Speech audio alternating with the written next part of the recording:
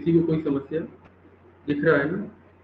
यहाँ पे कुछ इम्पोर्टेंट टॉपिक्स हैं जो हम आज लेने वाले हैं। Okay, there are some important topics which we will discuss here, which are, you can say, there are some important topics which are related with your competition classes.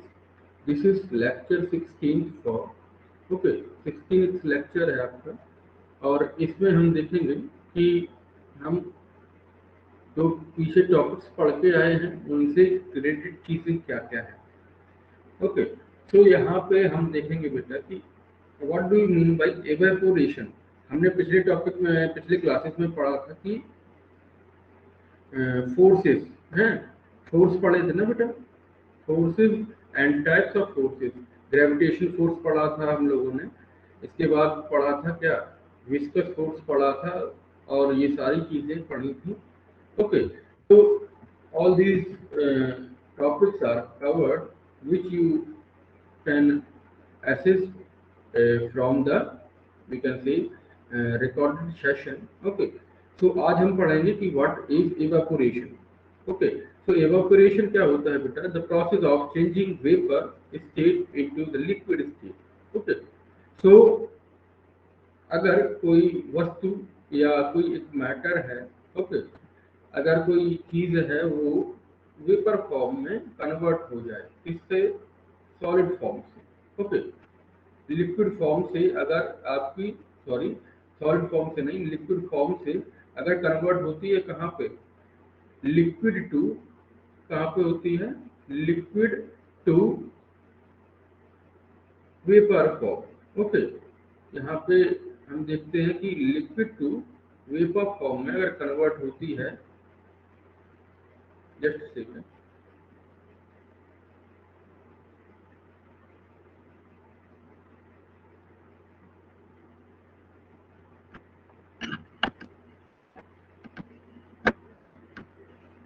अगर लिक्विड से vapour form में convert होती है तो हम उसको क्या बोलते हैं?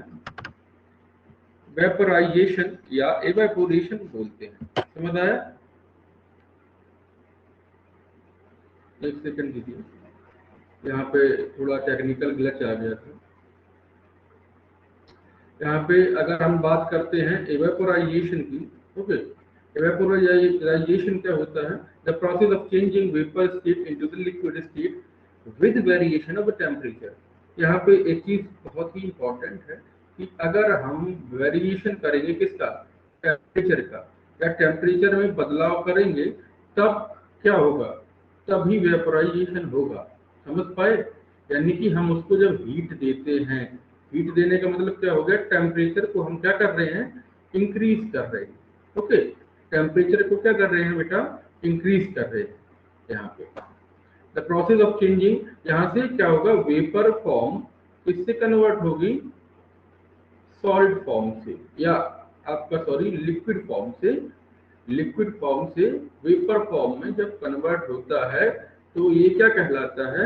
ये आपका एवेपोराइजेशन कहलाता है। मान लीजिए कि कोई एक बर्तन है, जिसमें, ये बर्तन है, इसमें पानी रखा है।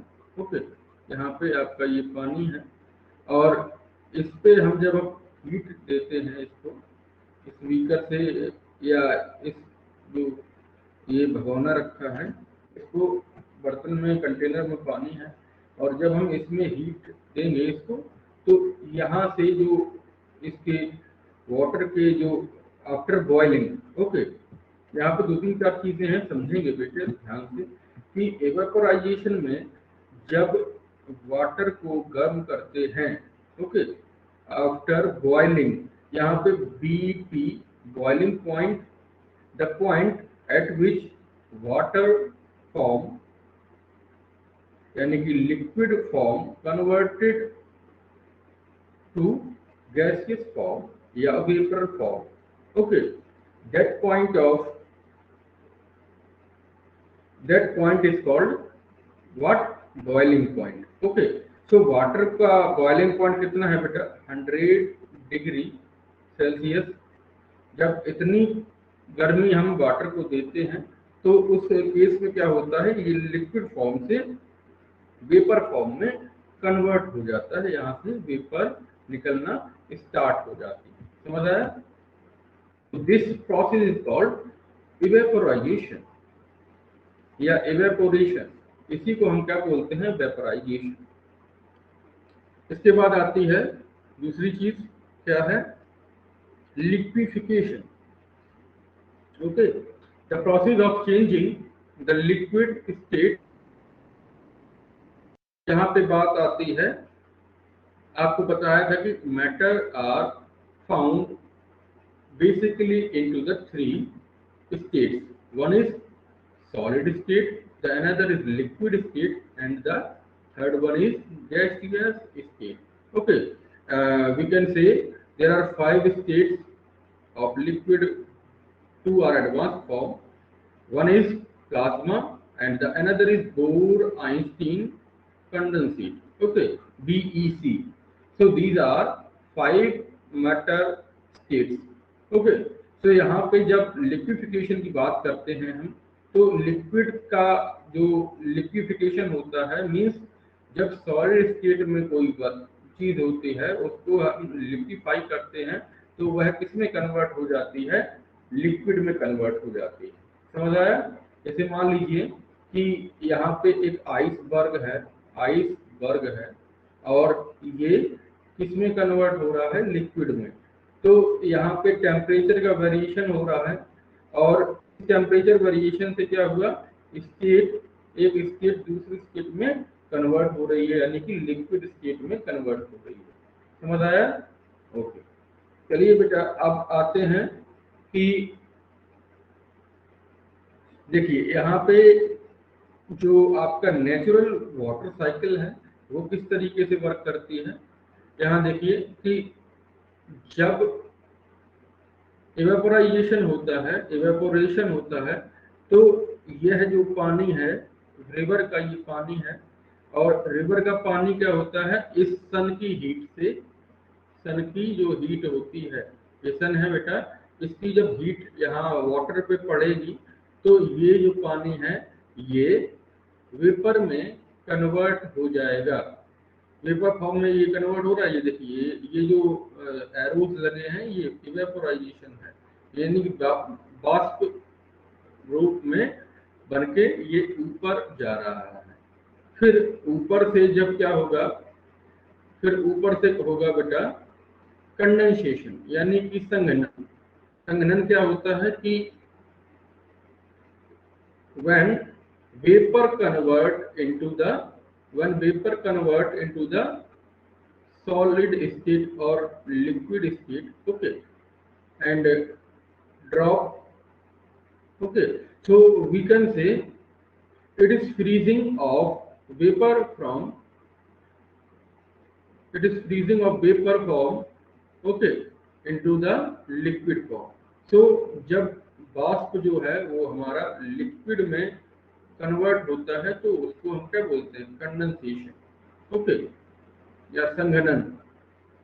और लिक्विड का जो कंडेंसेशन होता है वो सॉलिड में होता है। सॉलिड लिक्विड का अगर हम कंडेंसेशन करेंगे तो वह किस में होगा, वो फ्रीज होके फिर सॉलिड में कन्वर्ट हो जाएगा। समझिए, तो क्या है कि ये है पानी कैसे इवापोरेशन से ये भाप बन के बादल में चला गया। अब बादल क्या होगा, बादलों में कंडेंसेशन होगा और इसकी जो ह्यूमिडिटी है ये फ्रीज होके फिर पानी के माध्यम से फिर बादल क्या होगा, ये पानी को यहाँ से बारिश करेंगे पानी से। ठीक है, अब प्रेसिपिटेशन क्या होता है, प्रेसिपिटेशन से मीन्स आप जो बोलते हैं कि पौधों के द्वारा जो पानी लिया गया वो प्रेसिपिटेशन हो गया। समझ रहे हैं? चलिए, so there are 3 steps by which water cycle combined, okay, यहाँ तीन चार चीजें हैं, एवापोरेशन है, कंडेंसेशन है, लिक्विफिकेशन है, इसी को हम प्रेसिपिटेशन भी बोलते हैं। यहाँ से ये वाटर कलेक्ट हुआ। एक दिन मैंने ये पढ़ाया था बेटा कि यह मछली जो है वह रिवर में बीच में ही क्यों तैरती है। What is the reason why the fish swims in the middle of the river. Why? Because यहाँ पे जो रिवर है या कोई भी वाटर बॉडी है, इस मछली को देख के याद आ गया, जो कोई भी रिवर बॉडी है, वाटर बॉडी है, सॉरी वाटर बॉडी है, या रिवर हो या लेक हो या पॉन्ड हो, वहाँ पे जो मछलियाँ पाई जाती हैं वह हमेशा ना तो बॉटम में और ना ही सबसे ऊपरी सतह पर तैरती हैं, वे सबसे बीच वाली सतह पर तैरती हैं। किसी भी वाटर बॉडीज में आप देखिएगा तो आपको यही मिलेगा, क्योंकि यहाँ पे ऑक्सीजन की जो ऑक्सीजन की मात्रा है वह ज़्यादा होती है। ओके, यानी कि बायोलॉजिकल ऑक्सीजन डिमांड यहाँ पे ज़्यादा होती है, जिससे ये रेस्पिरेट कर सकती हैं गिल्स के थ्रू। Okay, and they can get the oxygen from the water to their bodies. Okay, so just like human can respirate through lungs while fishes through gills। Okay, तो यहाँ पे अब बात आती है दूसरे टॉपिक की, कि दूसरा टॉपिक क्या है बेटा, humidity. What do you mean by humidity, और वी कैन से नमी से आप क्या समझते हैं, बताइए। नमी का मतलब होता है जब हवा में वेपर मिक्स हो जाती है, यानी कि वाष्प। ओके, वाष्प जब आपका मिक्स हो जाता है किसमें, पानी में। ओके, तो ये क्या बनाता है, ये बनाता है आर्द्रता, यानी कि नमी।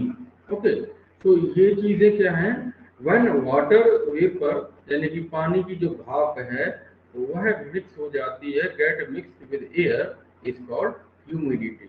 Okay, so humidity is the factor, okay, by which we can say rain will happen or not. Okay, it will rain or not, so we can say if अगर आपकी जो क्या है कि ह्यूमिडिटी ज़्यादा है, मान लीजिए 90% ह्यूमिडिटी है या 70 to 90% ह्यूमिडिटी है, in that case it will surely rain. Okay, तो पानी तो बरसेगा अगर इतनी नमी होगी तो, समझ रहा।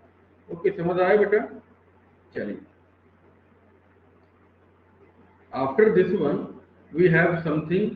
अब एक चीज और आई यहाँ पे कि आर्द्रता को मापने वाला यंत्र क्या होता है। यानी कि मान लीजिए कि वायुमंडल में आर्द्रता है, आप किस यंत्र से या किस इंस्ट्रूमेंट से मापेंगे कि ह्यूमिडिटी कितनी है। यहाँ पे एक इंस्ट्रूमेंट होता है जिसको हम बोलते हैं हाइग्रो, क्या, hygrometer. So this instrument is used for calculate the humidity in atmosphere.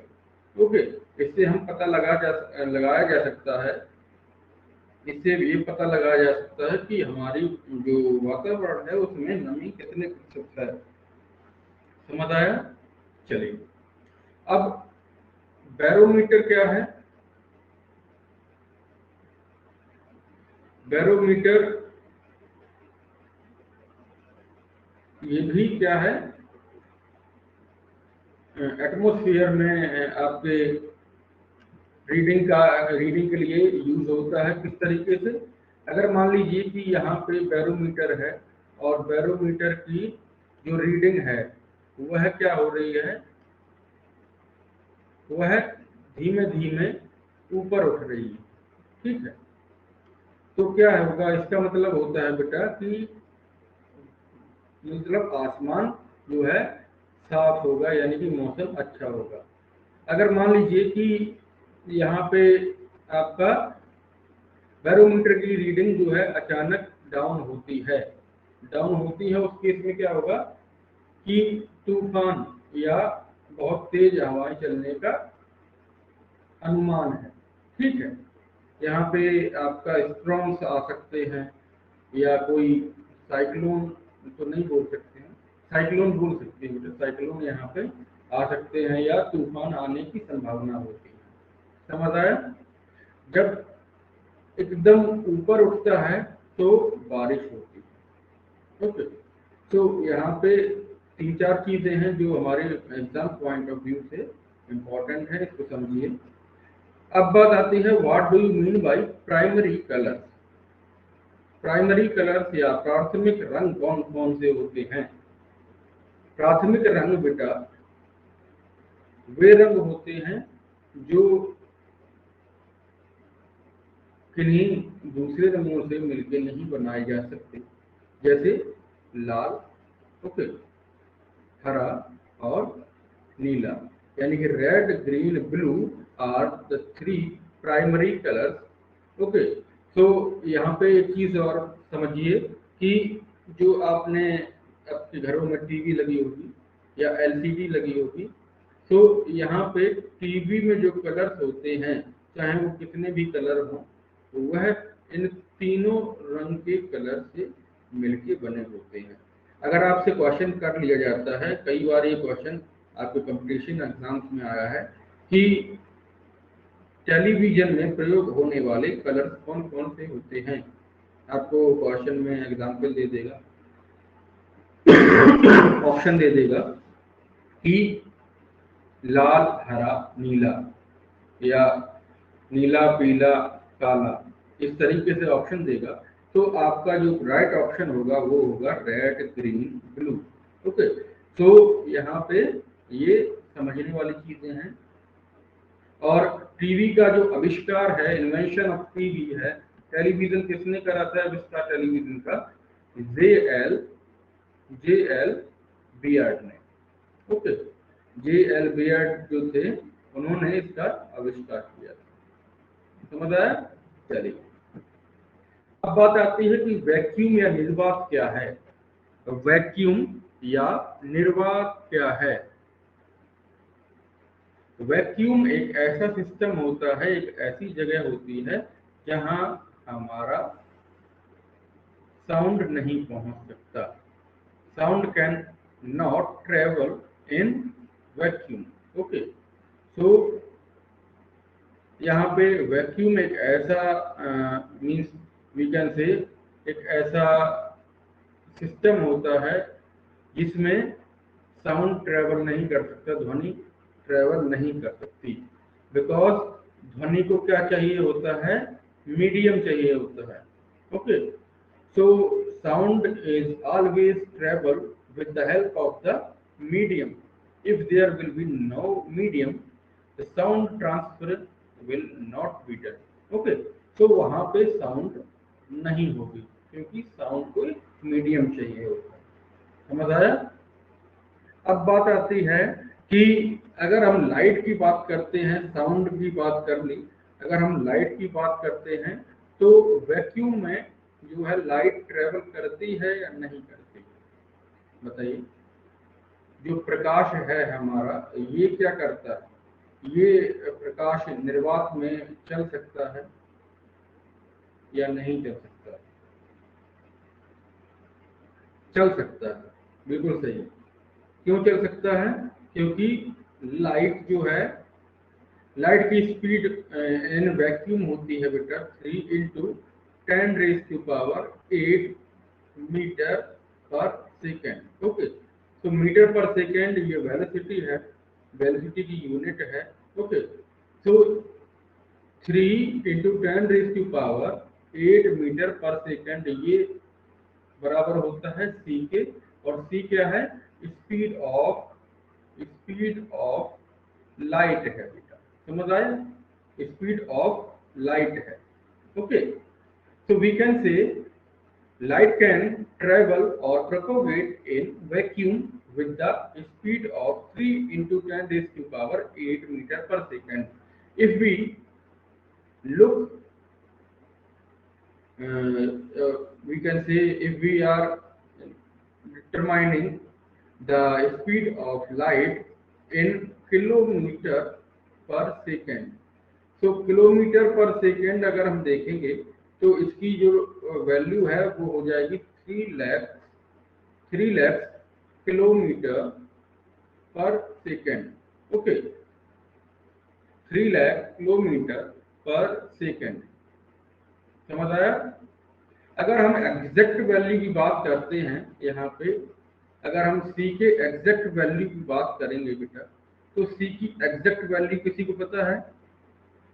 c की एग्जैक्ट वैल्यू होती है 2.9779। ओके, या 76 होती है शायद। तो यहाँ पे 2.977 इंटू 10⁸8 मीटर पर सेकेंड। ओके, यहाँ पे आप ध्यान रखिए कि जो वैल्यू होती है आपकी वो होती है 2.9776 इंटू 10⁸8 मीटर पर सेकेंड। इसी को हम राउंड ऑफ करके 3 लिख सकते हैं, 3 इंटू 10⁸8। ओके, चलिए अब बात आती है सरफेस टेंशन या पृष्ठ तनाव। ये क्या होता है, क्या समझते हैं इसको बताइए? What do you mean by surface tension या पृष्ठ तनाव क्या होता है? पृष्ठ तनाव या सरफेस टेंशन एक एबिलिटी होती है जिसमें हम देखते हैं कि जो मॉलिक्यूल्स हैं वो आपका स्मॉल शेप एक्वायर कर लेते हैं। Okay, so the ability of fluid, that is liquid can also be a fluid. Okay, so the ability of fluid to acquire minimum surface area when flows on the surface is called surface tension. Okay, या पृष्ठ तनाव। ठीक है, पृष्ठ तनाव। यहाँ पे जो एक एबिलिटी होती है फ्लूइड्स की, कौन सी ability? To acquire minimum surface area, सबसे कम सरफेस एरिया एक्वायर करने की जो एबिलिटी होती है उसको हम बोलते हैं सरफेस टेंशन। इसके एग्जाम्पल की बात करें तो एग्जाम्पल में आता है rain drops are round in shape. आपने देखा होगा कि जो बारिश की बूंदें हैं वो गोल होती हैं। क्यों गोल होती हैं? क्योंकि रेन जो है, रेन ड्रॉप है बेटा, वो सरफेस टेंशन के प्रिंसिपल पर वर्क करती है और ये जब राउंड होगी तो मिनिमम सरफेस एरिया कवर करेगी। समझ आया? इसी वजह से जो बारिश की बूंदों का आकार होता है वह गोल होता है। इसके बाद दूसरे एग्जाम्पल की बात करें अगर हम, तो यहाँ पे दूसरे एग्जाम्पल में हम देखते हैं कि गर्मियों के दिन में कपड़े जल्दी सूख जाते हैं। क्यों? क्योंकि when we are increasing the surface area, then the humidity will be decreased. Okay, so surface area is inversely proportional to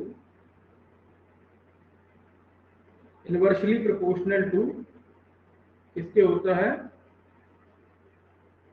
temperature.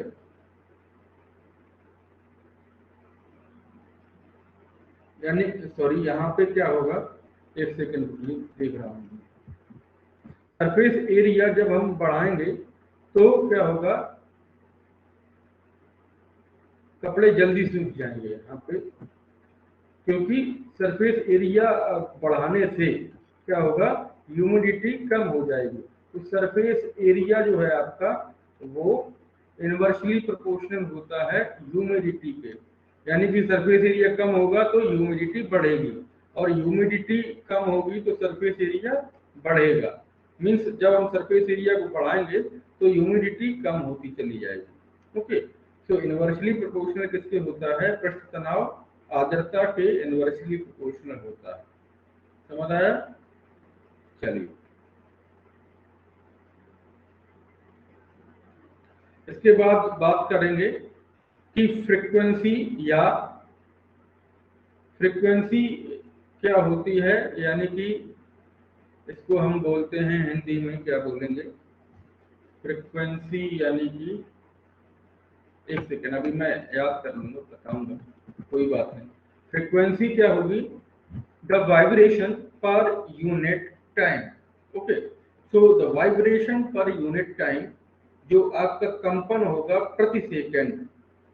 कंपन, जो कोई वस्तु है, कोई एक मॉलिक्यूल है, वो एक सेकंड में या पर यूनिट टाइम में कितना वाइब्रेट करता है, कितने कंपन करता है, वह उसकी फ्रीक्वेंसी कहलाती है, आवृत्ति कहलाती है। समझ आया? इसको हिंदी में बोलते हैं हम आवृत्ति। ओके, तो आवृत्ति कहलाएगी, क्या कहलाएगी, आवृत्ति कहलाएगी।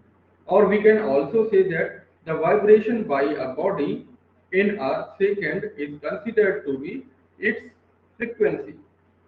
जब हम फ्रीक्वेंसी की, इसकी एसआई यूनिट की बात करते हैं, तो फ्रीक्वेंसी की एसआई यूनिट होगी बेटा हर्ट्ज। और इसको हम लिख सकते हैं किसमें, एफ इज इक्वल टू, यानी कि frequency is equal to 1 second. Okay, तो सेकेंड इनवर्स भी हमारी जो यूनिट है किसकी है, ये भी हमारी फ्रीक्वेंसी की यूनिट है। ओके, तो ये छोटी छोटी चीजें हैं जो आपको समझनी है, ये आपके एग्जामिनेशन पॉइंट ऑफ व्यू से वेरी इंपॉर्टेंट हैं।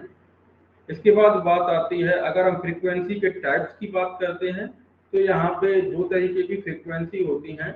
एक होती है हाई फ्रीक्वेंसी, या बोल सकते हैं हाई फ्रीक्वेंसी, और दूसरी क्या होती है, लो फ्रीक्वेंसी, यानी कि तीव्र आवृत्ति और कम आवृत्ति। ओके,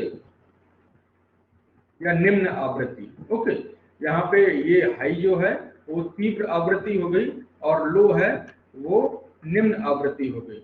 अब हाई फ्रीक्वेंसी और लो फ्रीक्वेंसी में डिफरेंशिएट कैसे करेंगे, यहाँ देखिए ये जो फिगर है, यहाँ पे अगर हम हाई फ्रीक्वेंसी की बात करते हैं, तो यहाँ जो सिग्नल दिखाया गया है, ये एक रेडियो सिग्नल है, रेडियो वेव है।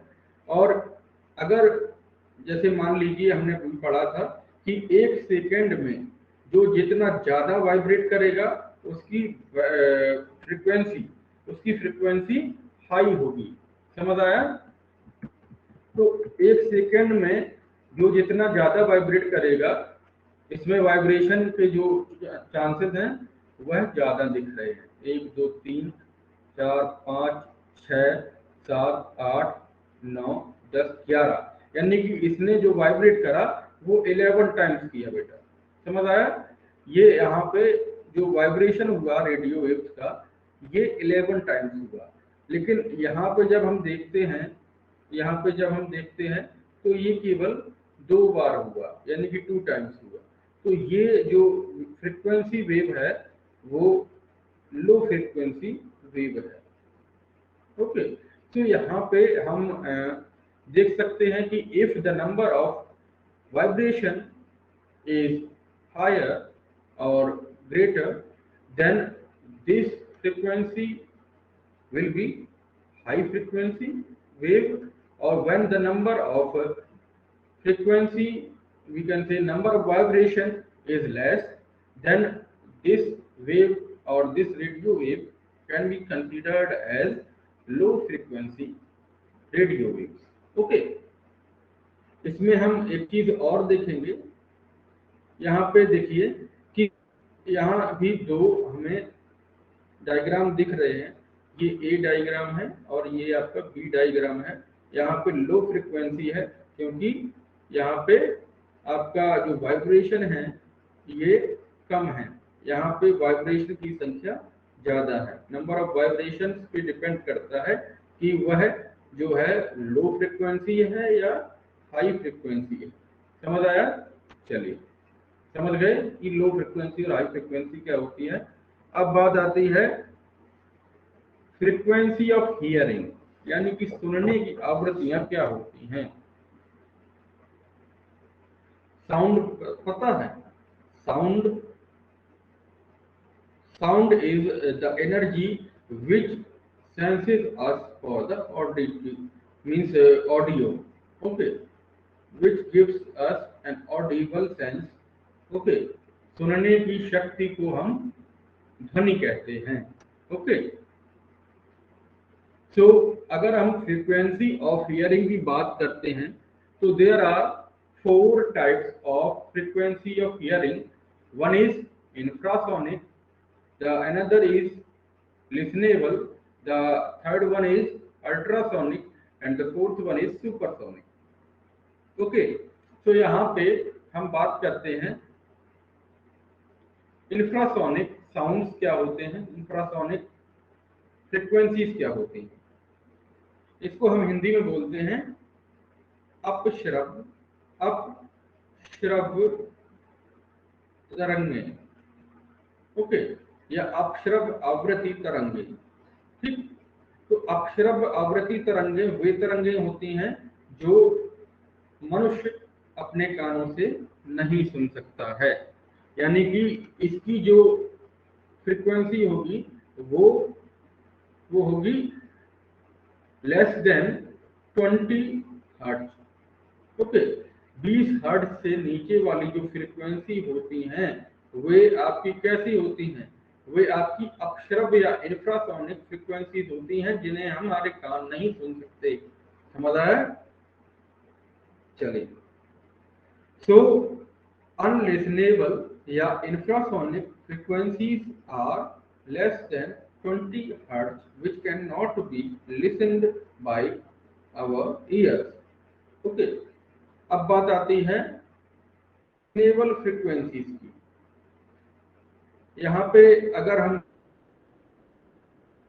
हैं, ये तो बेसिकली वैसे तो ये साउंड का जो है टॉपिक है, यहाँ पे हम मिक्स टॉपिक पढ़ रहे हैं, तो हम यहाँ पे समझेंगे कि लिसनेबल फ्रीक्वेंसीज क्या होती हैं, या हम कह सकते हैं इसको हिंदी में क्या कहेंगे, श्रव्य तरंगे।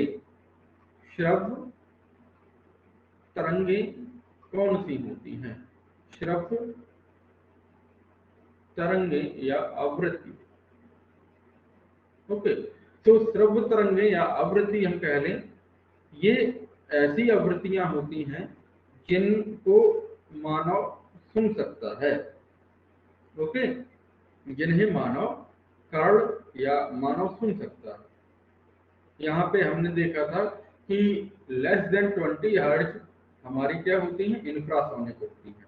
अब ग्रेटर देन 20 हर्ट्ज और लेस देन क्या होता है, लेस देन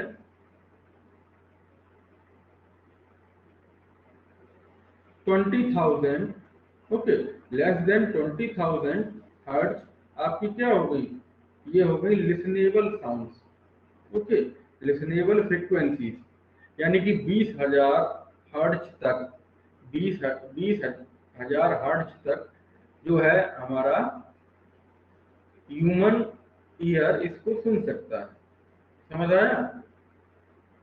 तो 20 से लेकर 20,000 हर्ट्ज तक जो फ्रीक्वेंसी होती है उसके साउंड को मानव सुन सकता है, ठीक है।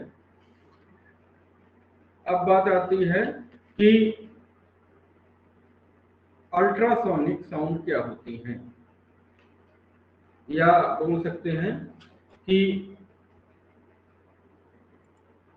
पराश्रव्य ध्वनियां क्या होती हैं, अल्ट्रासोनिक फ्रीक्वेंसी, बताइए, है किसी को आइडिया।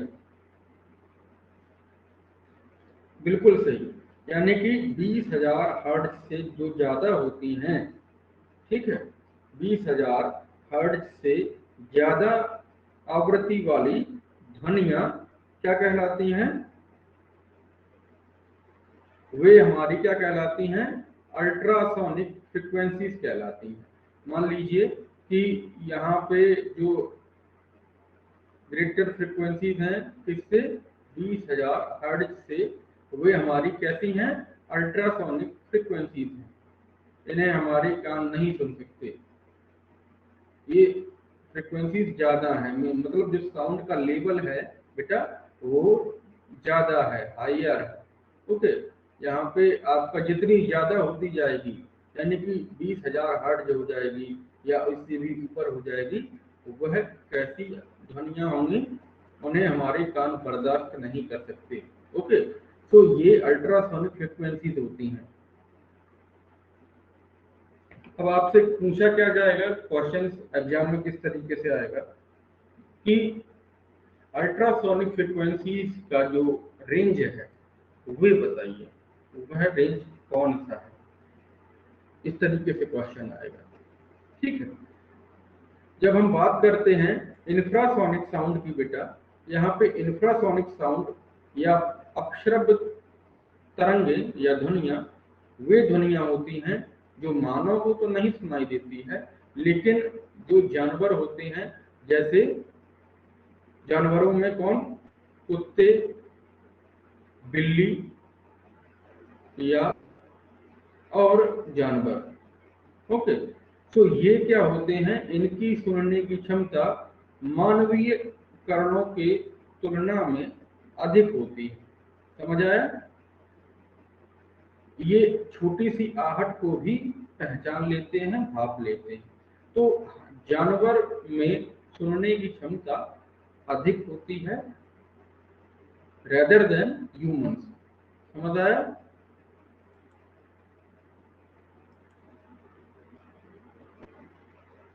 इसके बाद बात आती है सुपरसोनिक फ्रीक्वेंसीज की।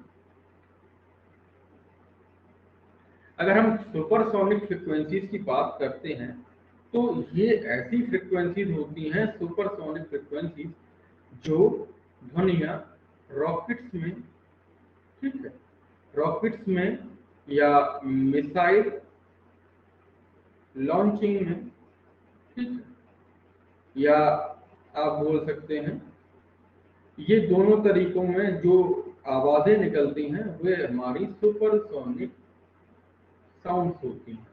Okay, triple S, supersonic sounds. Supersonic sounds वे ध्वनियां होती हैं जो रॉकेट और मिसाइल लॉन्चिंग में निकलती हैं या सुनाई देती हैं। अगर हम बात करते हैं सुपरसोनिक फ्रिक्वेंसी की बेटा यहाँ पे, तो 5 मैक से ऊपर, 5 मैक, मैक क्या है, मैक एक यूनिट है जिसको हम रॉकेट्स की जो आवाज है उसको मापने में इसका उपयोग किया जाता है, मैक का। ठीक है, तो 5 मैक से ज्यादा वाली जो ध्वनियां होंगी उसको हम बोलेंगे क्या, उसको हम बोलेंगे सुपरसोनिक फ्रीक्वेंसीज। ओके, तो यहाँ पे अगर 5 मैक से ज्यादा, समझ आया, 5 मैक से ज्यादा हर्ट्ज की फ्रीक्वेंसी होगी, साउंड होगी, तो वो कैसी होगी, सुपरसोनिक साउंड होगी। ठीक है, चलिए अब बात आती है, अब हम देखेंगे कि मोमेंटम क्या होता है या संवेग क्या होता है। संवेग को समझने से पहले आपको समझना पड़ेगा मास और वेलोसिटी। ठीक है, तो वेलोसिटी क्या होता है, ये आपके विस्थापन और समय की दर को हम क्या बोलते हैं, विस्थापन और समय की दर को हम बोलते हैं वेलोसिटी, यानी कि v बराबर होता है dt dv upon dt। Okay, so dv upon dt होता है हमारा v, यानी कि वेलोसिटी।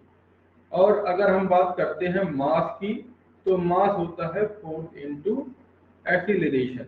ये हमने जब पढ़ा था क्या, जब हमने पढ़ा था आपका Newton's law of motion, then the second law of Newton will dictate for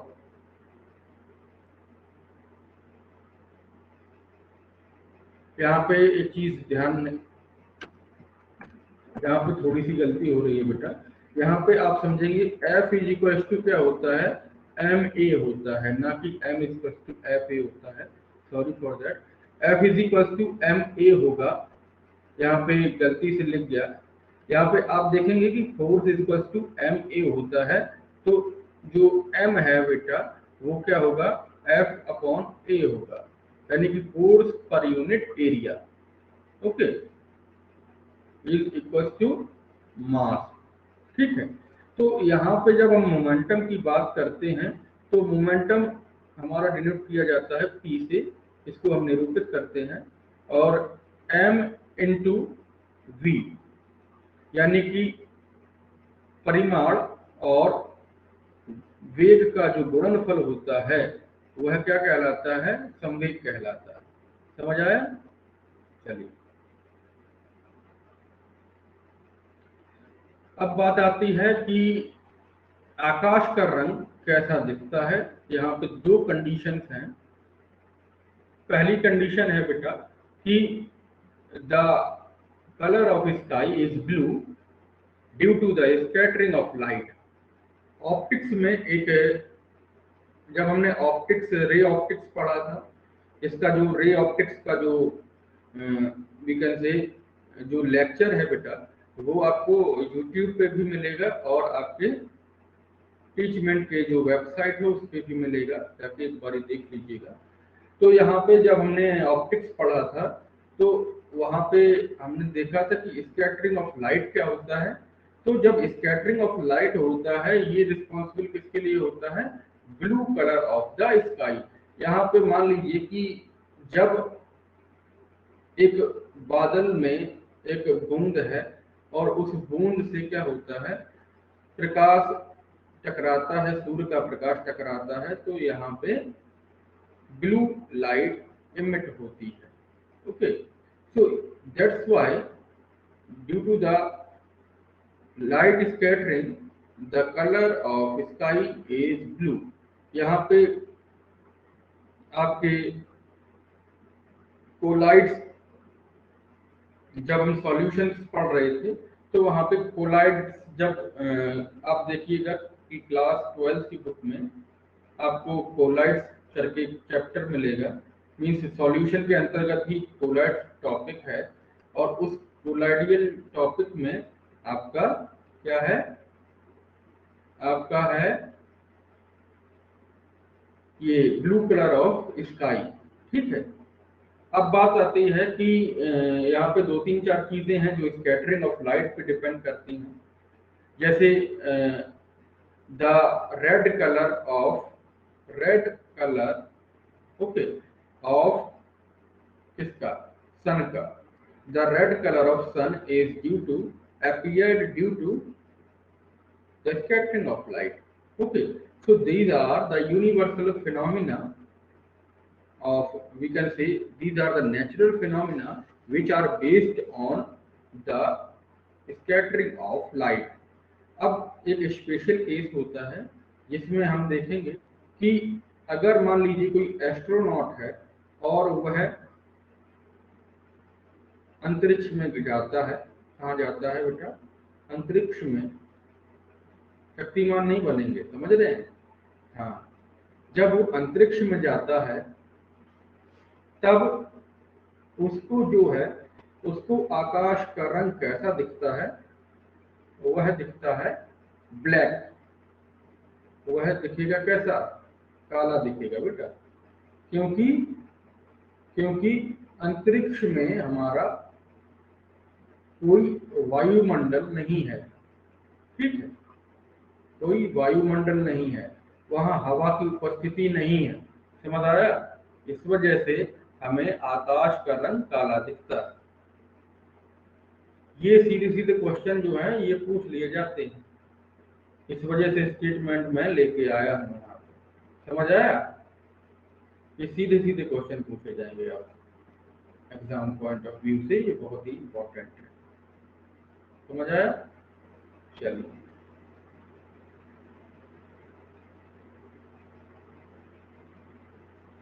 तो हमने आज क्या क्या पढ़ा बेटा, हमने पढ़ा कि फ्रीक्वेंसीज क्या होती हैं,